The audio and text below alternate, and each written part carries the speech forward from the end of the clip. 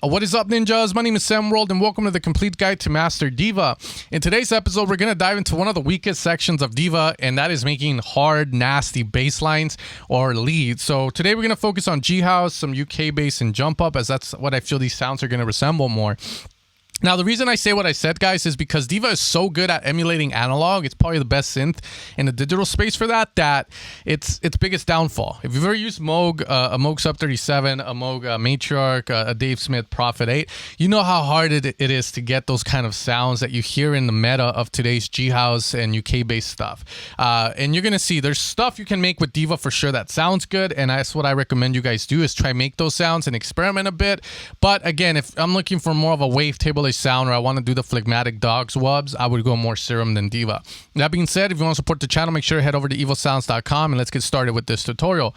All right, guys, so we're going to start off with the init mini mono to do some couple of basic sounds. And this is what I mean by basic sounds. Sounds that have been known to work, that you hear them constantly coming up in music. For instance, the square, we can go with that, -32.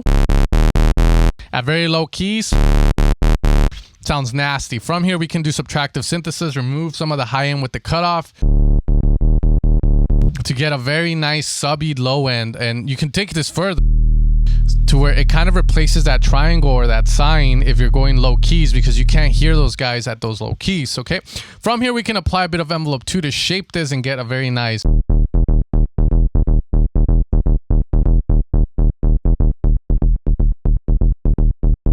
kind of sound, which I think it's really tasteful and sounds great. And of course, you can go to a saw. And from there, as much as you open that up,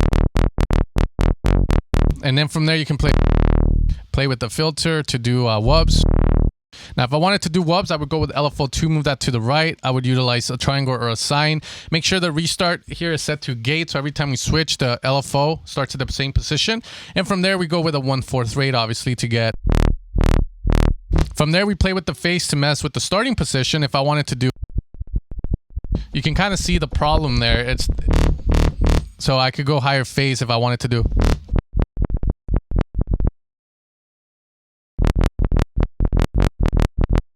If you want to do fast hits, like in some genres they do, you can do it that way as well.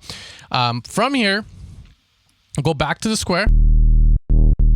We can also create knocks utilizing envelope 2 on the tune mod. Now we can make this guy go envelope 1, lower this down very fairly. And now we have this guy shaping here with the sustain. And now I can add a knock here with this guy by going all the way to the right. Higher pitch, and then from there use this guy to control that. Now from here I can go to a triangle. And now if I want to make the 808, we use a lot in some G house, and make sure we're in legato or mono mode.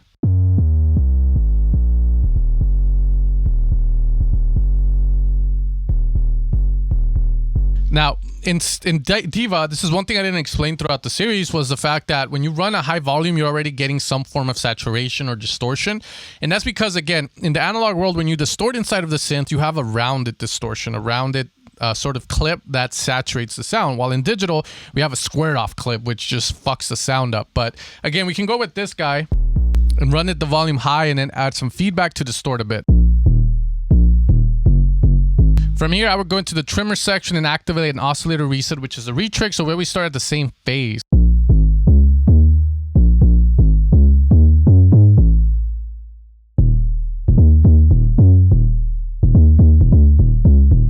That sounds pretty good, and that's what, again, Diva is really good at making stuff like this, which is the standard wavetables. Now, from there, we can obviously do a lot. We can do square and do more stuff with that, but now let's get more into other cool stuff we can do.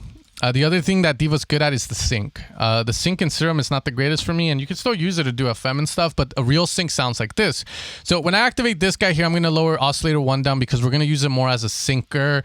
It's going to be the master, and then we're going to route oscillator 2 to it so that every time this guy shifts, we force oscillator 2 to shift with it. The thing is that you get a distinct effect from that, depending on the octave ranges that each one is going to be at, to create very interesting stuff. So here we have...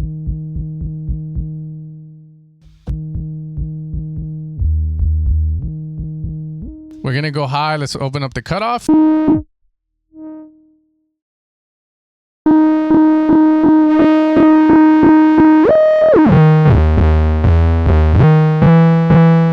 Okay, we're gonna go here and lower this down. We don't want the release. Notice that when I go out of key here, we're still gonna kind of stay in key in a way.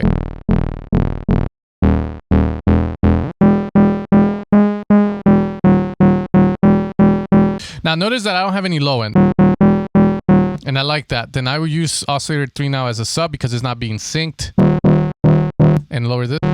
And try my best to get it there.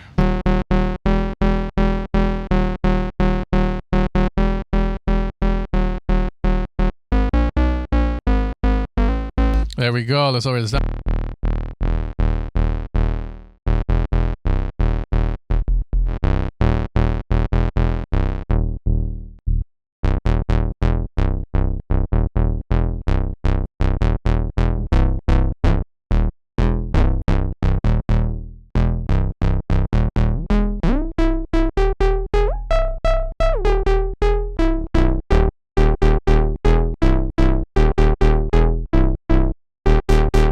Now this is going to be more UK based obviously, and I'm having fun doing it, but now from there I can maybe make this into a whoop.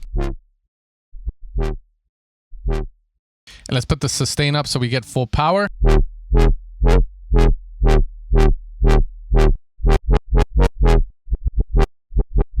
Let's add a bit of chorus to that. And now we're getting something that you might consider familiar in the genre of, yeah. So that's a really cool sound. Again, we're using FM there to, or sorry, sync to do that. Playing with these two ranges.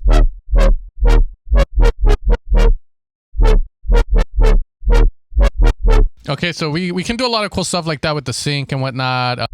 We don't even need to sync. We could do something like, let's go maybe -5 on this.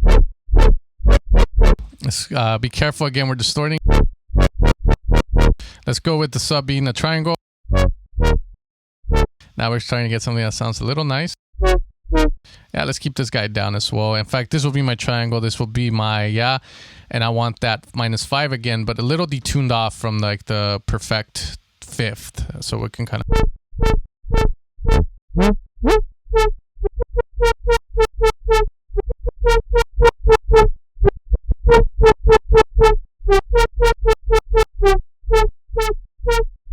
And we get something of sorts. Could go maybe a square. And now you can add that chorus with a certain flavor or something. Sorry for the clipping. We're going to lower this down. Let's lower the output. And we get something of sorts, and we can make it lower octave if to get that. And we can also go triangle waves on it. Let's go all triangle. I probably don't want to go all the way up, so we can kind of like a very airy vibe with it. Maybe a +3 would improve. And get that, but it's fun. So let's move on to the next one. The next one we're doing is the digital or the DG-UV. And with this one, what we're going to do, guys, is very similar. One, you can make FM kind of sounding stuff with this one with utilizing a triangle. We'll use the UV filter as well. Let's go as low as we can go. Okay, make sure we're in mono mode for this. Just making sure I'm good. Put the resonance down. Let's put it to the right. Now here we have this harmonics knob. Trainer triangle. And it sounds like we're kind of putting a bit of a fem into it. And we can shape it.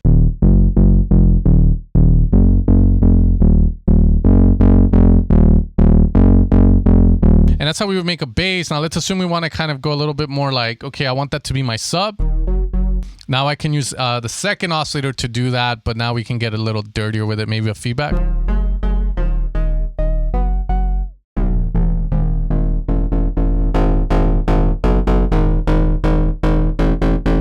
Let's oscillator reset that so that we have a retrick.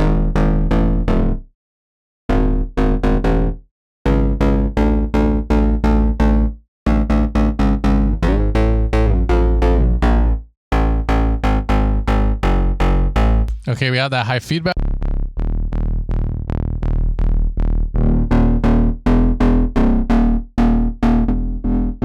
Now from here, we can make this even harder. We want more feedback, we can set this there. And then in rotary, again, I'm not a fan of the distortion. We could use that as well. No, we don't want to lock that.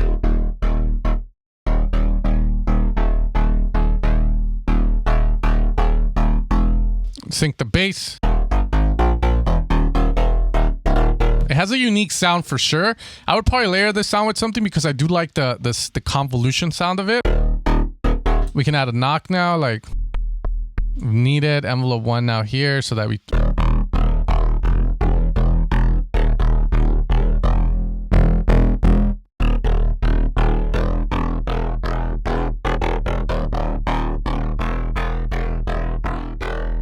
And let's add a bit of a plate with low size ODK.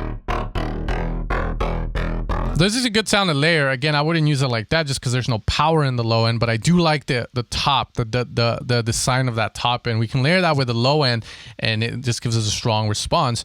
But again, this is where you would find a lot of that. Now, if you're making wubs, you would route these LFO tools to modulate this. Let's put this guy down to the... Make sure we're in gate mode here.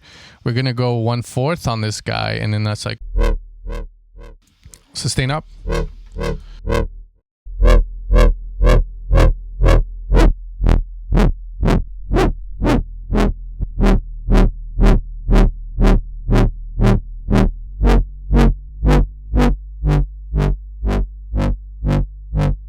And again, we're just kind of shaping, moving this stuff.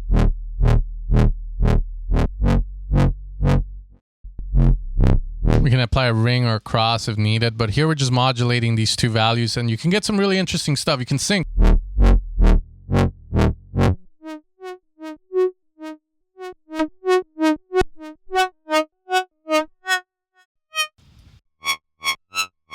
And you could do the similar stuff we did before. Like this is interesting as shit if we can get... So, and then from there you layer the sub. If we had a direct sub out, that would be dope in the digital section. But anyways, guys, I'm going to end the video here. You get the idea of what we can do with Diva.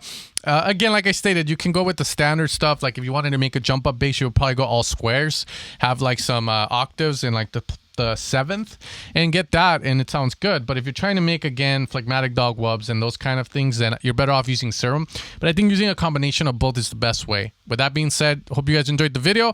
Hopefully gave you some ideas and I'll catch you guys next time for another video. Take care and you guys have a great rest of your day.